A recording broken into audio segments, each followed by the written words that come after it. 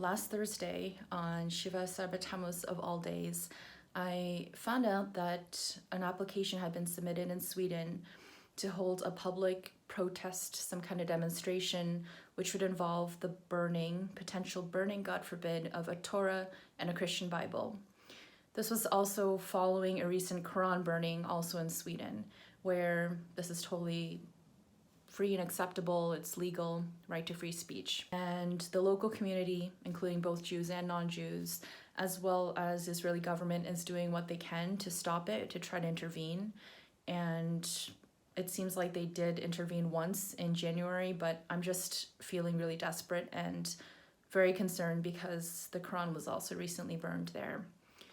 So short of us being able to do something to physically intervene, which I think we should all consider doing if that's even an opportunity, I'm sharing this video to ask that any one of you watching this through would please help to spiritually intervene and add your prayers and just beg Hashem that this doesn't happen. So if you could just please add even just 10 seconds to your prayers today. I literally thought about going. I looked up tickets, I was gonna go, and just the logistics seemed way too challenging to go to Sweden on a Shabbat and find like a kosher lodging scenario where I could actually leave with a key and no Eruv and try to figure out how to get to the protest site without carrying anything. Like, it just didn't seem to work. So if you're able to do that, if you are somebody who maybe is around in Sweden or knows somebody who is, or can physically go in to intervene, I desperately encourage you and beg you to do so. But short of that, if you're in a situation like me where that's not very possible, or maybe just not the wisest thing to do right now, I'm just asking that you add your prayers and, just spend a second to just think about it, to ask Hashem, to beg Hashem, to shed a tear, to do whatever you can to try to spiritually intervene. And this has just left me with so much to feel and to process and to think about. And honestly, I was just really surprised at my own reaction of how just like strongly this one hit me.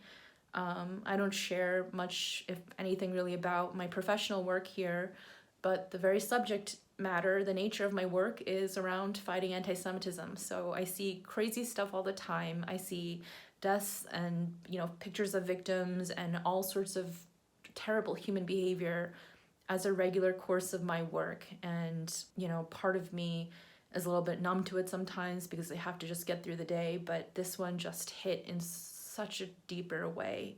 And so it's just left me a lot to think about, and just feeling this too, acknowledging it and just sitting with it.